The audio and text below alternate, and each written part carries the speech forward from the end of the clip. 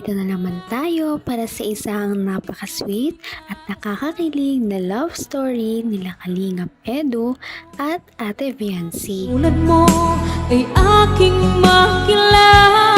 Sa pagpapatuloy ng kanilang love story ay pumunta si Kalingap Edu sa bahay nila Ate Viancy. Excited na excited si Kalingap Edu na sunduin si Viancy dahil bago ang kanyang kotse. Saan naman kaya ang punta ng Team EDSI ngayong araw? Pagkarating kila Viancy ay bumaba muna ng kotse si Kalingap Edu at pumunta na sa kanilang bahay. Excited na excited siyang mapuntahan si Viancy para na rin matry niya ang kanyang bagong kotse. Kahit agad. Pagkakita ni Kalingap Edu kay Viancy ay talagang napakaganda talaga ng dalaga. Mayroon siyang suot na napakagandang damit at ready na siya sa pag-alis nila. Bago sila umalis ay nag-bless muna si Kalingap Edu sa mga magulang ni Ate Viancy. Pagkapunta naman nila ng kotse ay nagulat si Viancy dahil nga may bago ng kotse si Kalingap Edu.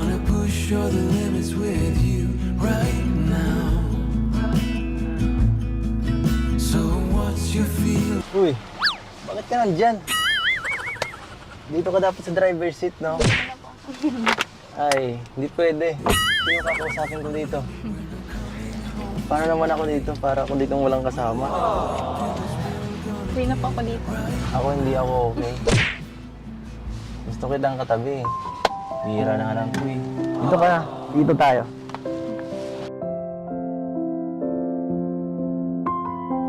Alam mo, mas maganda ang view sa unahan.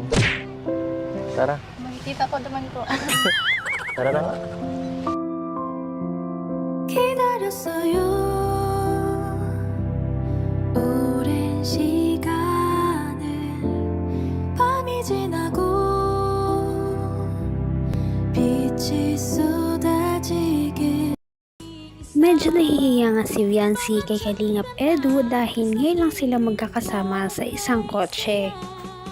Bukod dito, nahihiya din siya dahil gusto ni Kalingap Edu na magkatabi sila sa front seat. Ngunit dahil sa pagkamapilit ni Kalingap Edu ay napilit niya rin si Viancy na umupo sa harapan. Ito yata ang kanilang unang beses na magsasama sa isang kotse nang wala silang ibang kasamang ibang kalingap. Kaya naman, ramdam talaga ang tensyon at nagkakahiyaan pa sa isa't isa. Hindi ka yata marunong. Para safe ka.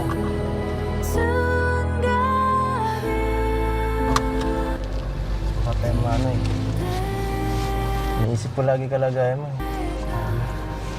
Napaka-sweet ka talaga, no? Ready ka na? Ready ka na rin ba makita ang driving skills ko? Huwag ka maganda. Hindi naman tayo... Napaka-gentleman naman talaga ni Kalingap Edu dahil kung kanina ay tinulungan ni si Viancy na buksan ng pinto, ngayon naman ay tinulungan niya si Viancy na ilagay ang kanyang seatbelt para daw sila ay maging safe sa kanilang biyahe. Madami ang hinilig sa kanilang mga viewers dahil napakalakas talaga ng kanilang chemistry. Sa akin kapag nagbibilisan ka. So, ano ba ang pwede nating gawin habang nagbabiyahe? Para di naman ako dito maboard at antukin. Kasi baka ako dito magkatulog. Di mo ako kinakausap eh. Di ka naman dyan natatakot? Kinakabahan sa aking driving skills? Medyo po. Medyo. Ito, tatakutin kita lalo.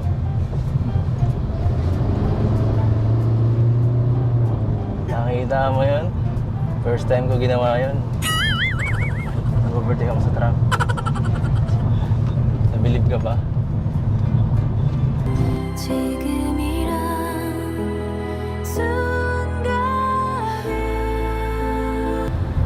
Dapat Napakamapagbiro talaga ni Kalingap Edu, pero kahit ganon ay sinisigurado niya pa rin na safe sila ni Viancy na makakapunta sa kanilang paroroonan. Kitang-kita naman na kahit nahihiya si Viancy, ay ine-enjoy din nila talaga ang biyahe dahil silang dalawa lang ang nandun. Sa hindi naman inaasahang pagkakataon ay nagkaroon sila ng isang problema. Sa akin ka lang kasi tumingin. Sa akin ka lang tumingin para matigal yung lahat ng takot na nararamdaman mo. Dito ka tumingin.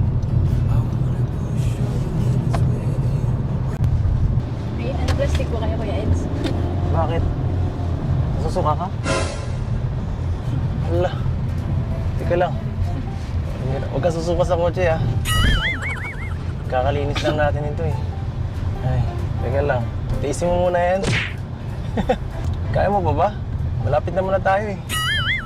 No. Ilang minuto na lang to. Lumurin mo na muna. Ay, sorry. Paano ka masusuka niyan? Tayo dito. Sabihin mo lang sa akin kung di mo na kaya. Bababa kita. Ayun na nga na problema na nga si Kalingap Edu dahil hindi nga pala sanay na bumabiyahe si Viancy. Kaya naman si Viancy ay parang nasusuka na.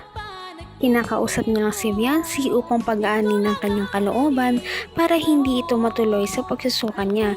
Pero sinabi niya din na kung hindi talaga kaya ni Viancy ay titigil muna sila.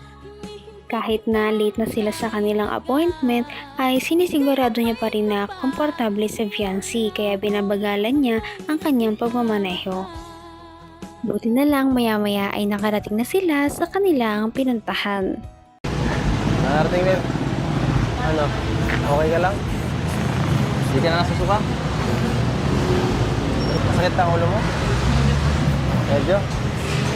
Saan sumasakit? Dito ba? So what's your feelings? The city's screaming when you're coming home tonight. Okay na. Tara. We're living quick in this world. Ang lakas talaga magpakilig ni Kalingap Edu, sinasadya niya man ito o hindi. Nandito na nga sila ngayon sa isang dental clinic dahil ipapaayos na nila ang ngipin ni Viancy. Ito ay ipapabrace na nila dahil nga sa nakuha nilang 60,000 noong nakaraan.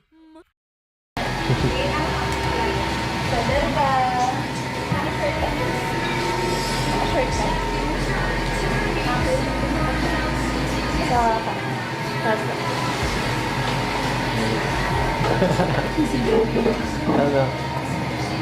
Wala ka, bubunga eh. So yung pastahan is 1, 11, 12, 13, 14. Mag-braces, kailangan mapastahan muna yung 14 ng ngipin. And then may isa siyang kailangan din bunutin. Pagkatapos nilang pumunta sa kanilang dental appointment ay dumiretso na sila sa bahay ni Kalingap Rab dahil ginabi na sila.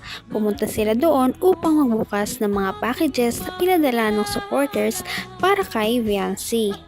Grabe at umulan na naman ng blessings kay Viancy dahil ang daming pinadala sa kanya na mga pang negosyo kagaya ng mga Tupperware, iba pang pangluto at ang iba naman ay para sa kanilang lahat na Kalingap team.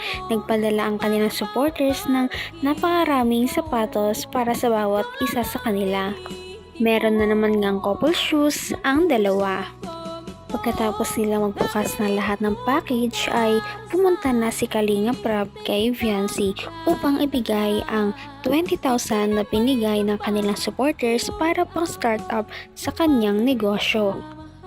Napakamahiyain ni Viancy kaya naman nagulat ang lahat noong bigla na lamang siyang umiyak. Pa po ng puhunan na nagkahalagang 20,000 pesos.